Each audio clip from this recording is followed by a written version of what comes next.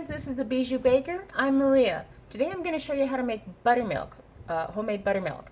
There's nothing worse than getting your ingredients ready to bake a cake or cookies or whatever and finding out you're missing one pretty important ingredient.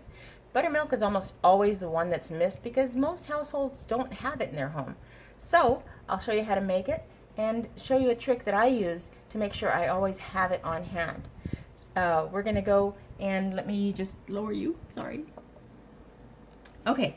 Let me come back up here because I wanted to mention about liquid measure versus dry measure. In the last video up here, you can go back and talk about. You'll see that I talked about measuring cups and spoons and whatnot. The difference between liquid measure and dry measure is weight. Liquid is heavier. So 8 ounces, if you see a measuring cup that's in a liquid measure, here you'll see that a cup is 8 ounces. 8 ounces of flour is not the same measurement as 8 ounces of milk or water. So really, that is broken down, that is the basic difference between wet and dry measuring. Also, the wet measurings have a spout on the end, and the measuring line is deeper down inside, unlike the dry measure where you level off. Okay, so that's all you need to know about liquid measuring for the most part. If there's something bigger, deeper, heavier, I'll make sure you know. Okay, so for homemade buttermilk, 1 cup of milk that you more than likely already have, and a tablespoon of vinegar. That's it. The acid in the vinegar is going to not curdle, but it'll look curdled. It'll look curdled. So here we go. So you see the measuring line. It's only going to be 1 ounce. I'll tell you what. Why don't you let it be so I can see what I'm doing? 1 cup. 1 cup of milk. Sorry, guys. Now, my measuring spoons are a little off. They're not round. They're oblong. So when I measure, I don't want to go this way.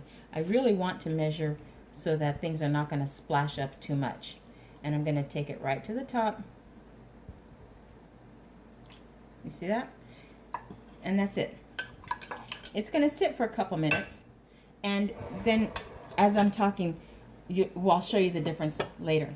Now, what I do is I take a baggie, and when I do go buy my buttermilk, I measure it out 1 cup at a time and freeze it so that when I do need my cup, it's ready to go.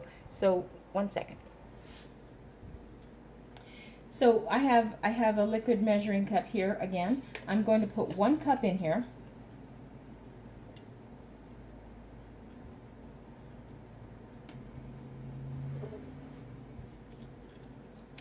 And I'm going to put it in a Ziploc bag.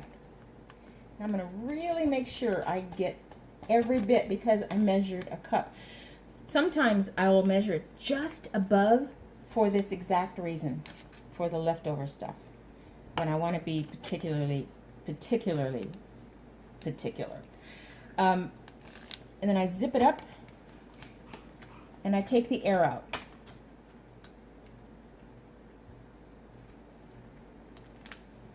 That's it. Now what I do, I freeze it.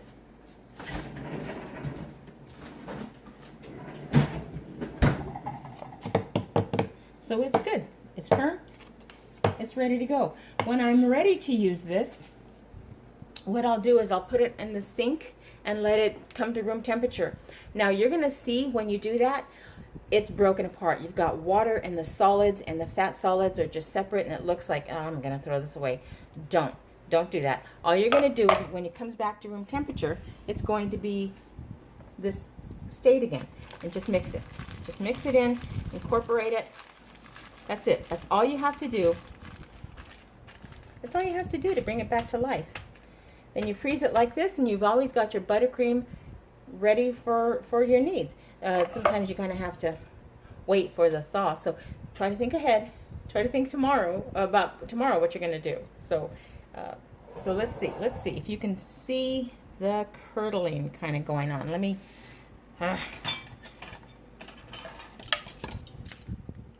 let's see.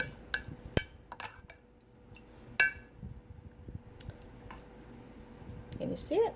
Is it really, really subtle right now? It's going to take, it'll take probably about 3 to 5 minutes, but it will happen, I promise. And it'll be just as good as buttermilk. Was that a faux pas or what? That was, it's, I promise you, it works. I've done it many times. So, all right, there you go. And you've made your homemade buttercream for an emergency state. And you've learned how to prepare for tomorrow's baked goods by freezing it today. Okay, until next time, my friends, happy baking. Bye-bye.